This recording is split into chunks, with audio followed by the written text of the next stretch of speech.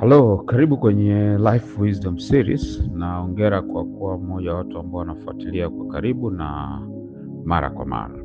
Leo nataka tuzungumze juu ya umuhimu wa mabadiliko au faida zinazopatikana katika mabadiliko.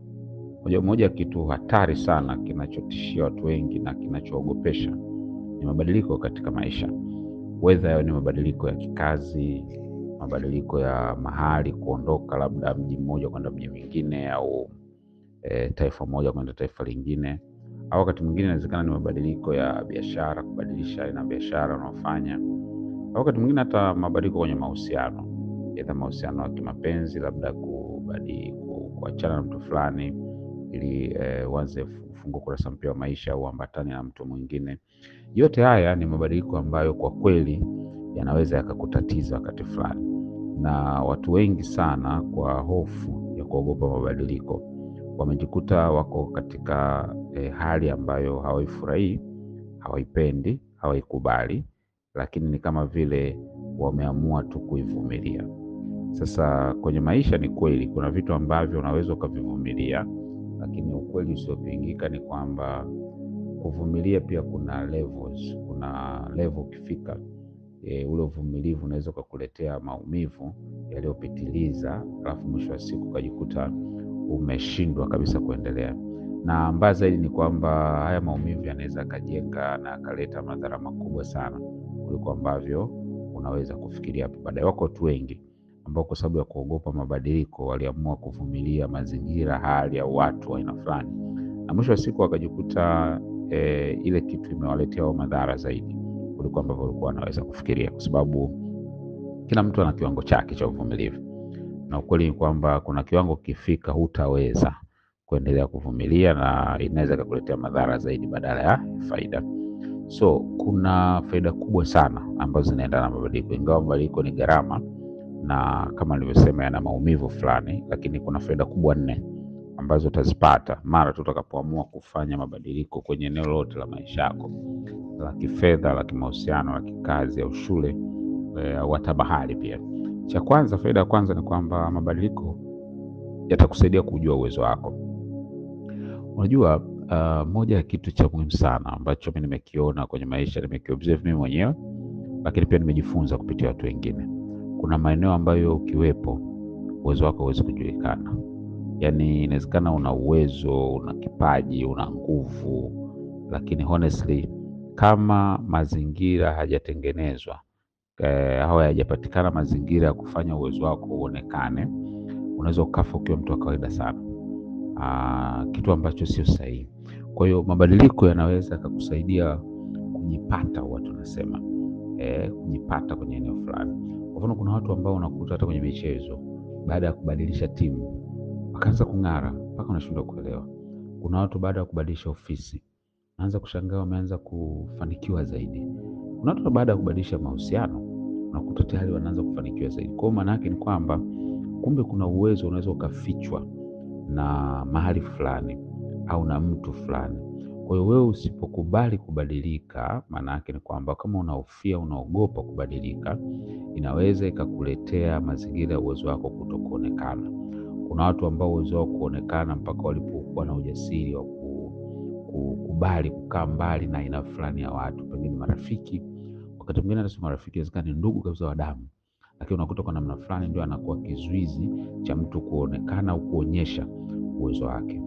Wakati mwingine ni ofisi, labda bosi wako au colleague mwenzako, na ukiangalia unasema hapa mahali nimekaa siku nyingi, nimejijenga, unaogopa hata kuapply kazi nyingine, unaogopa hata kutafuta fursa nyingine. Matokeo yake nini? Unabaki umedumaa katika eneo moja tu na unashindwa kupata mabadiliko ambayo unashindwa kufanya mabadiliko ambayo yanatakiwa, na mwisho wa siku uwezo wako unakufa. Mabadiliko yanaweza kaibua kitu ambacho mtu alikuwa nacho, lakini mazingira ya kumruhusu kuonekana. Matokeo yake nini? Kikapotea. Lakini akiamua kubadilika, hii kama nilivyosema, unaona kwenye michezo, hata kwenye vyama vya siasa wakati mwingine inatokea, unakuta mtu uwezo wake uonekane mahali, lakini baadaye anapoamua kushift kwa namna fulani, kuja baadaye unaanza kushangaa. Kumbe huyu mtu alikuwa na uwezo. Alipokuwa anacheza timu mbona alikuwa anaonekana kawaida? Huyu alikuwa wapi? Mbona kwenye ofisi hatukumuona?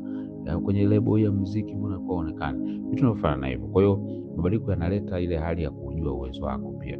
Au alipokuwa na mtu fulani mbona alikuwa hatujui, hajulikani, haonekani uwezo wake. Lakini cha pili, mabadiliko yanakusaidia kukutana na watu wapya. Kuna watu ambao huwezi kukutana nao kwa hapo ulipo.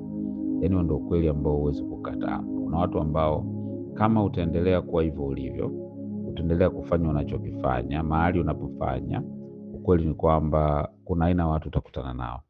Kwa lazima ufike sehemu uamue kuchukua maamuzi magumu na ya muhimu kwamba mimi bwana naamua kufanya mabadiliko kuhusiana na hiki ninachokifanya. Kwa kuna watu ambao wamebeba baraka zako ila hawapo hapo ulipo. Hawapo kwenye hiyo level yako. Hawapo kabisa. Ni lazima wewe ufike sehemu uamue kwamba mimi sasa naamua kuwa mtu ambaye nitabadilika. The moment unabadilika utashangaa. Kuna aina fulani ya watu utaanza kukutana nao ambao zamani ulikuwa ukutani nao. Kuna aina fulani ya watu ambao mtaanza kufahamiana zamani ulikuwa ufahamiani nao. Kuna watu wataanza kukuamini zamani walikuwa hawakuamini.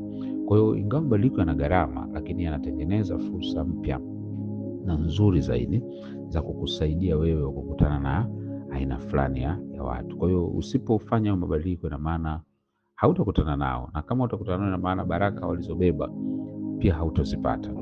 Lakini cha tatu ni kwamba mabadiliko yote pia yanakusaidia kuondoka mahali pasipo sahihi. Unajua ili ufanikiwe, issue sio uwezo tu. Issue pia unafanyia wapi hicho ambacho unakifanyia. Kwa hiyo kuna namna fulani unaweza ukabanwa na mazingira yaliyopo, au mazingira yaliyopo yanaweza yasikupe nafasi ya kustawi. Sasa mabadiliko yanalazimika ili sasa utoke kutoka mahali ulipo pazoea, ili sasa uende mahali ambako uwezo wako utaonekana na watu wataufurahia. Moja kitu kizuri sana ndio kusikia kutoka mmoja mentor wangu kwamba you need to go where you're celebrated, not where you're tolerated. Kwamba lazima uende mahali ambapo unafurahiwa na sio ambapo unavumiliwa. Kwa sababu anayekufurahia atakuthamini, anayekufurahia atakupa nafasi, anayekufurahia atakuheshimisha, anayekufurahia hata kuona wewe kama ni mzigo. Kwa mabadiliko pia yanakufanya uende mahali sahihi ambapo pia utakutana na watu wanaothamini ulichonacho. Unajua wakati mwingine kama hujatoka mahali fulani ukaenda mahali pengine ambako wale watu wengine wanathamini ulichonacho, unaweza ukajikuta umekaa sehemu unadharauliwa sana na unadharaulika pia simply tu kwa sababu haoni thamani yako. Na hii ni formula tu ya maisha. Wanasema ukitupa dhahabu kwenye zizi la ng'ombe, ng'ombe wataikanyaga tu, wataichanganya na kinyesi chao and they won't care. Lakini haimaanishi kwamba hiyo dhahabu imepoteza thamani. Hapana, ni ng'ombe ndio ambaye hajui thamani ya dhahabu. Kwa hiyo kuna wakati na wewe pia unaweza kujikuta uko mahali ambapo wewe ni dhahabu lakini unakanyagwa kwa sababu wale waliotupiwa ile dhahabu ambayo ni wewe hawajui thamani yake na wala hawaioni thamani yake. So unapoamua kubadilika, maana yake inakupa nafasi na fursa ya kwenda mahali ambako utaheshimika, utakubalika na thamani yako pia itaonekana. Na jambo la 4 ambalo la muhimu pia sana kwenye mabadiliko ni kwamba mabadiliko yanakujengea ujasiri. Unajua mtu mmoja pia alishakusema kwamba huwezi kujua kiwango cha ujasiri ulichonacho mpaka kuwa mjasiri katika jambo fulani ndio kitu pekee unachoweza kukifanya. Yaani unajua kwa mfano wewe unaweza kusema kwamba mimi bana sipendaji ugomvi na mtu, lakini siku ukawekwa kwenye kona ambayo inatishia uhai wako utajitetea. Yaani ndio utajua kwamba kumbe unaweza kujitetea. Siku moja mtu mmoja aliniambia kwamba walivamiwa na wajambazi nyumbani kwao, majambazi kadhaa, wengi tu labda 5 hivi. Na waliwavamia wakavunja milango na vitu kama hivyo. Kwa hiyo waliwadhuru pia kwa kiwango kikubwa. Siku ile baada ya tukio kutokea akaniambia hivi, kama unajua Joel, zamani nilikuwa nafikiria watu wanapopiga risasi jambazi kama ni kitu cha ajabu sana.